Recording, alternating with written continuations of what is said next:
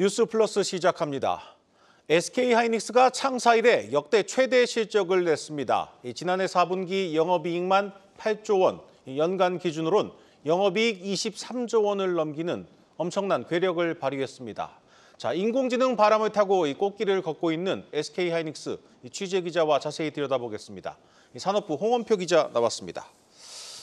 홍 기자, 1등 공신은 역시 고대역폭 메모리 HBM이겠죠? 그렇습니다. SK하이닉스가 지난해 4분기와 연간 기준으로 모두 사상 최대 실적을 기록했습니다. 지난해 매출은 66조 2천억 원, 또 영업이익은 23조 4천억 원을 기록했는데요. 영업이익률이 무려 35%에 달했습니다. 매출은 기존 최고였던 2022년보다 무려 21조 원 이상 높았고, 또 영업이익도 메모리 초호황기였던 2018년 20조 원을 뛰어넘었습니다. 4분기에만 영업이익이 8조 원을 넘어섰는데, 실적 발표 후에 컨퍼런스 콜이 진행이 됐는데 이 HBM의 매출은 큰 폭으로 증가할 것이고, 또 차세대 HBM 개발에서도 선두 자리를 지키겠다, 이렇게 좀 요약을 할 수 있겠는데요. 먼저 40%가 넘는 영업이익률을 기록한 이 HBM의 매출이 지난해의 100%, 즉 2배가 늘어날 것이다, 이렇게 예상을 했습니다. 전체 D램 매출에서 HBM이 차지하는 비중이 약 40%인데 이 부분의 매출이 2배 증가한다는 겁니다. 이렇게 되면 지난해 45조였던 D램 부분의 매출이 올해에는 60조를 넘어선다, 이렇게 보시면 되겠는데, SK하이닉스는 일단 타사 대비해서 좀 앞선 D램 경쟁력을 통해서 수익성이 높은 곳에 생산과 투자를 집중하겠다, 이렇게 밝혔습니다. 또 내년에 주력 제품인 HBM4, 이 6세대 12단 제품도 올해 개발과 양산 준비를 완료해서 적시에 공급하겠다고 설명했습니다. 네, SK하이닉스가 오늘 올해 HBM 판매가 2배 늘어날 것이라고 전망을 했습니다. 그런데 삼성전자나 마이크론의 추격도 만만치가 않은데 그만큼 수요가 충분하다, 이런 의미로 해석하면 되겠습니까? 그렇습니다. SK하이닉스보다 뒤처진 건 사실이지만 삼성전자나 마이크론도 지금 경쟁을 하고 있는데요. 일단 전 세계가 AI 기술 개발에 뛰어들고 있기 때문에 HBM 시장은 폭발적으로 커지고 있습니다. HBM 시장 규모가 올해는 55조 원, 또 내년에는 83조 원까지 커질 것이라는 전망이 나왔는데, 또 지난 21일 트럼프 대통령이 무려 700조 원을 들여서 AI 인프라 합작법인인 스타게이트를 설립하겠다고 밝혔습니다. 이것은 아무래도 장기적으로 이 HBM 시장에 긍정적인 영향을 줄 것으로 보입니다. 이처럼 삼성전자나 마이크론이 이제 점유율 경쟁을 하더라도 HBM 이 시장의 파이가 워낙 커지고 있기 때문에 앞으로 SK하이닉스의 성장에도 문제가 없다, 이런 의미로 보시면 되겠습니다. 또 이미 글로벌 빅테크와도 내년 물량에 대해서 논의를 하고 있는데, 특히 이 공급 물량을 좀 선제적으로 확보를 하고 또 장기 계약 구조를 유지하겠다, 이렇게 또 설명을 했습니다. 네, SK하이닉스가 또 오늘 이 차세대 HBM 준비 상황도 구체적으로 공개를 했습니다. 그러니까 다음 세대 6세대 HBM4는 올해 안으로 양산하겠다, 이 내용은 그동안 밝혀온 적이 있는데 이번에는 그 다음 7세대에 대한 관련 계획도 밝힌 거죠. 그렇습니다. 이번 컨퍼런스 콜에서 7세대에 대한 좀 계획이 나왔는데요. 이 고대역폭 메모리 HBM은 HBM3E를 5세대, 또 HBM4를 6세대, HBM4E를 7세대로 이제 일컫고 있는데, SK하이닉스는 5세대에서 지금 기술이 가장 앞서 있고 6세대는 양산 준비를 마쳤습니다. 그런데 벌써 7세대에 대한 좀 구체적인 계획이 나왔습니다. 일단 좀 미세 공정을 좀 살펴볼 필요가 있는데, 지금 보시는 것처럼 미세 공정이 발전할수록 이 반도체의 성능이 향상된다, 이렇게 좀 이해하시면 되겠는데요. SK하이닉스는 지난해 하반기에 가장 앞서 있는 기술인 이 1C 나노 기술 개발을 완료를 했습니다. 이게 이제 이전 세대에 비해서 처리 성능이 한 30%, 또 전력 효율도 10% 정도 좋아져서 양산성을 확보했다, 이번 컨퍼런스 콜에서 그렇게 밝혔는데, 이 1C 나노 기술을 앞으로 7세대 이 HBM 기술 개발에 좀 적용을 하겠다, 이렇게 좀 계획을 내놨습니다. 아무래도 이 AI 칩 개발이 가속화되면서 고성능 메모리 수요가 급증을 하고 있기 때문에 미리미리 좀 대비하겠다는 그런 이야기입니다.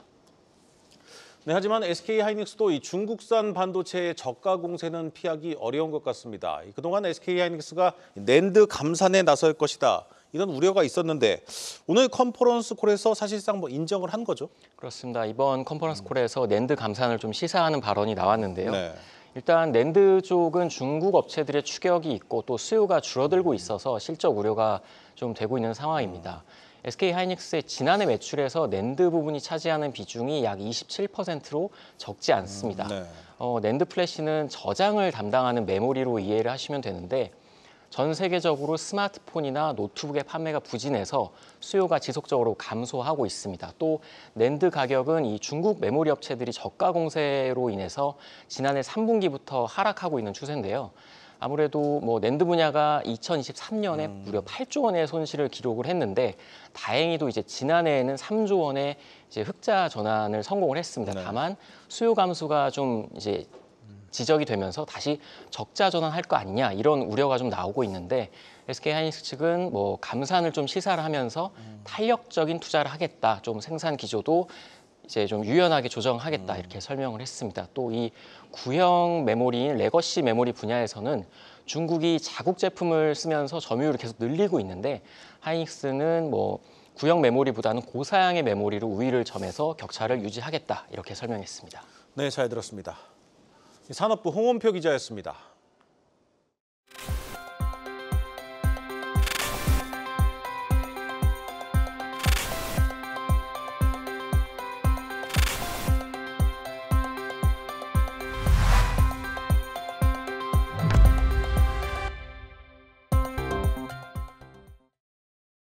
삼성전자가 인공지능 스마트폰 대중화를 위한 신작 갤럭시 S25를 공개했습니다.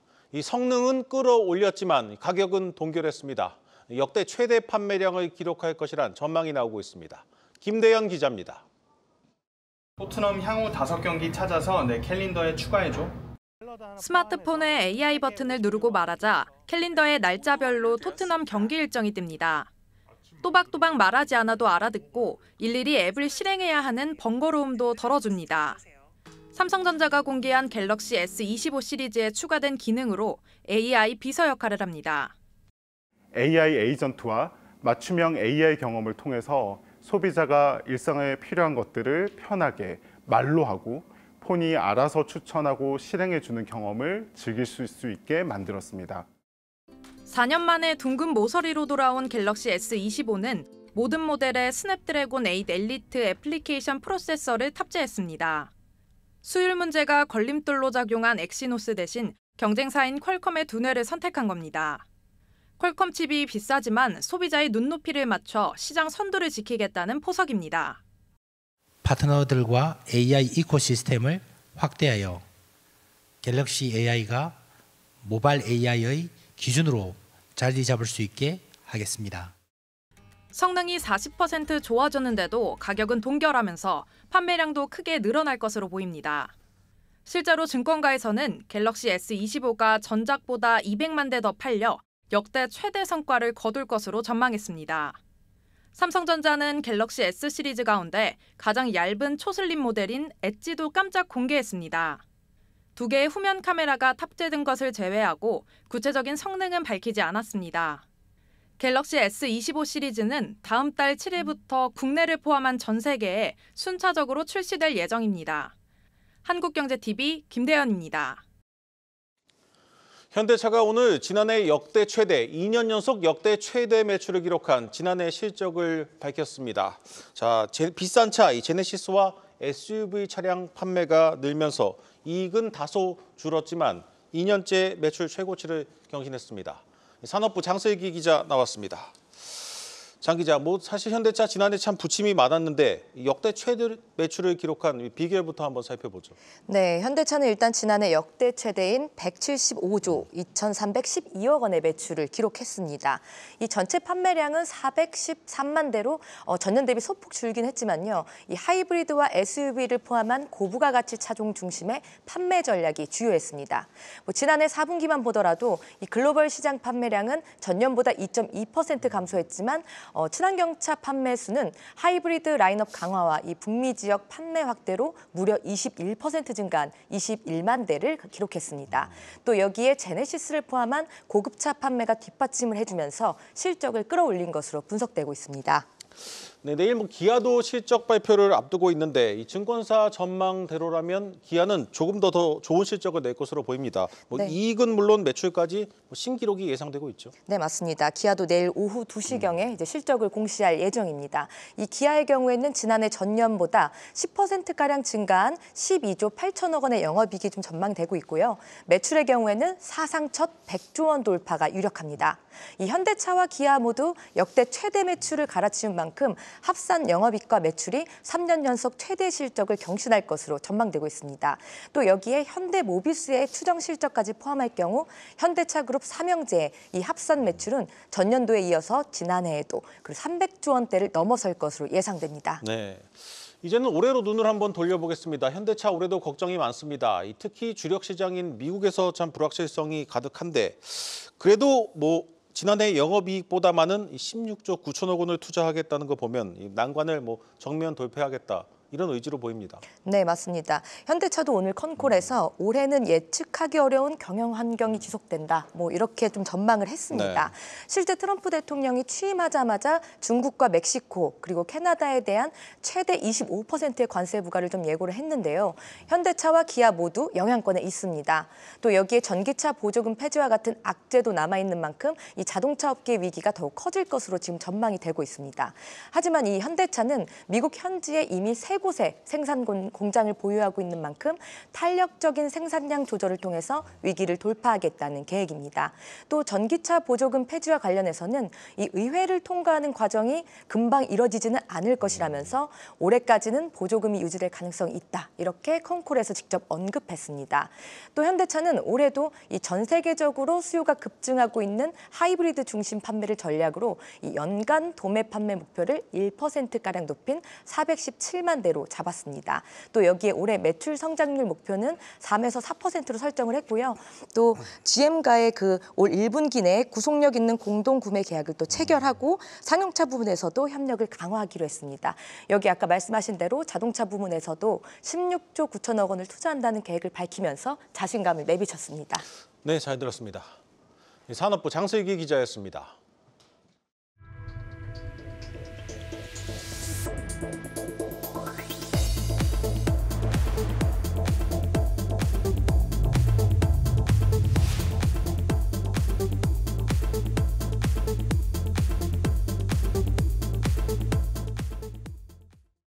이 영화에서나 나올 법한 경영권 분쟁이 바로 지금 우리나라에서 벌어지고 있습니다. 오늘 고려아연의 경영권을 결정지을 임시주주총회가 열렸는데 상황이 예상과 다르게 돌아가고 있습니다. 지난밤 최윤범 고려아연 회장이 던진 승부수이자 꼼수에 주주총회 현장이 아수라장이 됐습니다.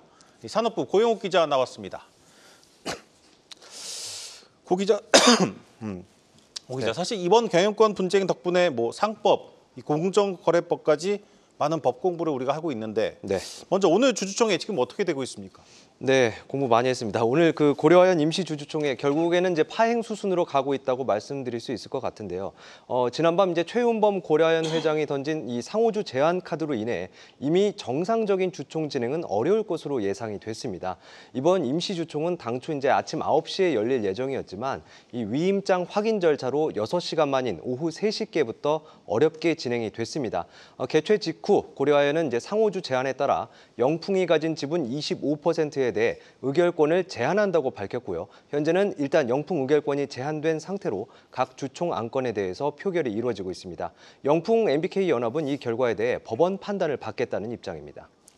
그렇다면 지금까지의 상황을 한번 복기해 보겠습니다. 당초 판세는 MBK 쪽에 유리하다, 사실상 승부가 났다 이런 얘기도 나오지 않았습니까? 그렇습니다. 그동안 이제 영풍 MBK 연합이 공개 매수와 또 장내 매집으로 모아왔던 고려아연 지분이 약 41%였습니다. 최윤범 고려아연 회장 측보다 7%가량 많았습니다. 4.5%를 들고 있는 국민연금이 최 회장 측을 지지했지만 결정적으로 법원이 MBK 측이 제기한 집중투표제 도입금지 가처분 신청을 받아들이면서 MBK가 우위에 서게 됐습니다. 네. 이대로 오늘 임시주주총회가 열렸다면 이제 최 회장 측 이사 후보 7명과 또 MBK 측 이사 후보 14명, 총 21명에 대해 21번의 투표를 했을 테고요. 그랬다면 MBK 측 이사가 대거 고려아연 이사회에 진입했을 겁니다.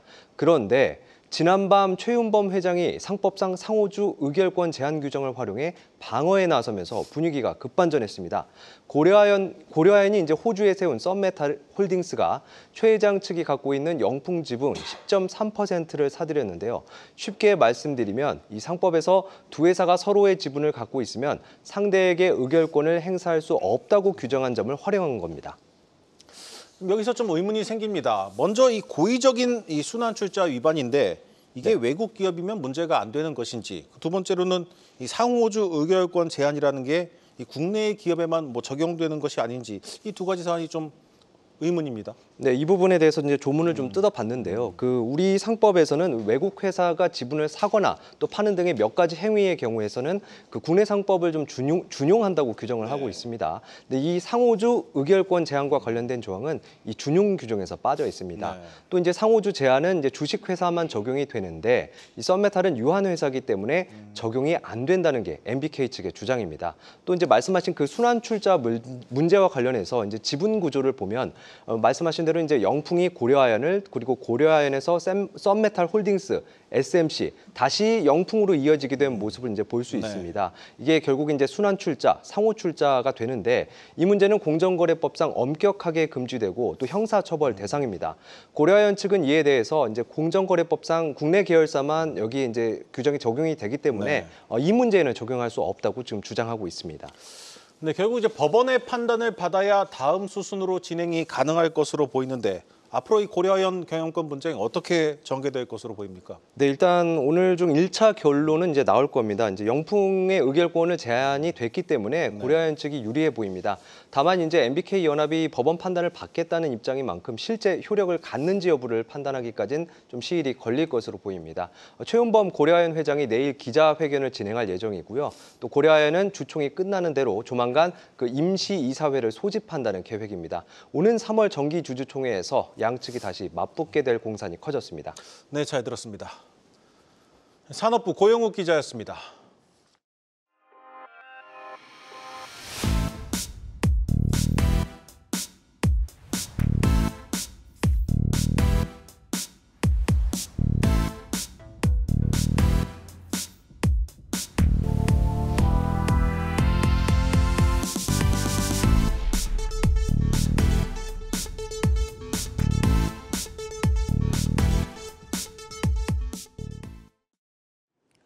(0.1%) 지난해 4분기 우리 경제 성장률입니다.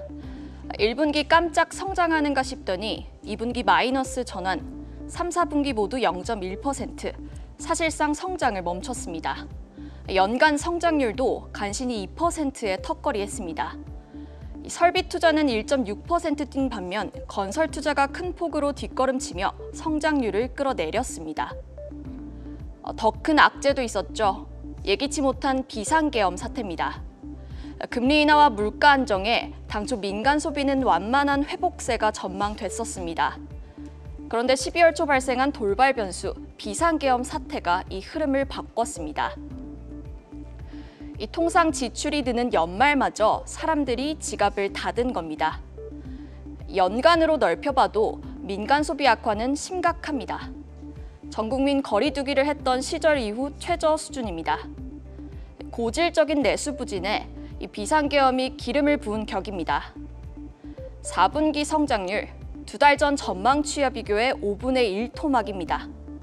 그만큼 예측이 어렵단 건데 올해는 더욱 걱정입니다. 이 내수 악화에 더해 수출 증가세도 큰 폭의 둔화가 예상되기 때문입니다. 이 한국은행은 이례적인 중간 점검까지 하며 올해 성장률 전망치를 끌어내렸습니다. 낮춰 잡은 전망치 역시 이 전제가 정치 불확실성이 해소될 경우입니다. 앞으로 경제 상황이 더 나빠질 수도 있다는 겁니다. 이 트럼프 2기 출범에 국내 정치 혼란이 맞물린 가운데 우리 경제 체력도 떨어지면서 장기 저성장을 우려하는 목소리는 더욱 커지고 있습니다.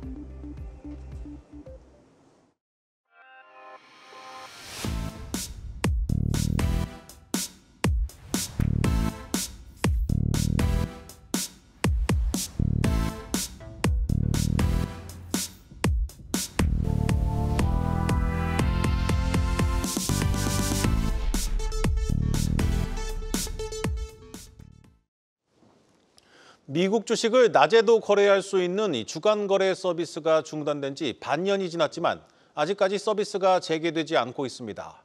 이런 가운데 중단 사태를 일으킨 미국의 대체 거래소 블루오션의 CEO가 우리나라를 방문합니다. 그 배경에 관심이 쏠리고 있습니다. 최민정 기자가 단독 취재했습니다. 지난해 8월 블루오션의 미국 주간거래 서비스 차질로 약 9만 계좌에서 6,300억 원 규모의 거래가 취소된 이후 지금까지 미국 주간거래는 멈춰 있습니다. 오는 3월 일부 증권사와의 계약 만료를 앞두고 블루오션 최고 경영자인 브라이언 힌드만과 랄프 제이먼이 2월에 한국에 방문해 국내 증권사들과 재발 방지책 등 거래 재개에 필요한 논의를 시작할 예정입니다. 전날 여의도의 블루오션 서울 오피스를 연 데 이어 국내 시장을 잡기 위한 의지로 해석됩니다. 그동안 블루오션은 미국 주간 거래를 독점해 왔습니다. 하지만 최근 24 익스체인지 등이 주간 거래 시장의 새로운 게임 체인저로 떠오르면서 재개의 속도를 내는 겁니다. 24 익스체인지 사장은 지난 13일 한국을 방문해 금융투자협회와 국내 증권사들과 만나 대체 거래소인 블루오션보다 거래 안정성이 높다는 점을 강조했습니다. 미국 정규 거래소 중 처음으로 야간 거래 승인을 받은 24 익스체인지는 시스템 등을 추가로 구축해 오는 3분기 거래 서비스를 시작할 계획입니다. 그 전에 국내 증권사들의 지분 투자를 요청했고 투자에 참여하면 수수료를 인하해주겠다는 당근책을 제시한 것으로 확인됐습니다. 하지만 24 익스체인지는 국내 주간거래 서비스를 진행하기 위한 시세 시스템 구축도 되지 않은 상태로 빨라야 하반기 이후에나 미국 주간거래를 시작할 수 있습니다. 지난해 국내에서 미국 주식에 투자하는 규모는 총 164조 원, 중개 수수료만 1조 원의 수익을 올린 국내 증권사들은 여러 선택지를 두고 고민에 빠졌습니다. 미국 주간거래는 별도의 인가 절차를 필요로 하지 않지만 거래의 안전성이 확보돼야 하는 만큼 당국의 의중도 상당히 중요합니다. 금융당국은 현재 미국 금융산업규제국에 블루오션 사태에 대한 공문을 보냈고 답변을 통해 재개 여부가 정해질 것이라며 미국 주간거래에 대해 신중한 입장을 고집하고 있습니다. 한국경제TV 최민정입니다.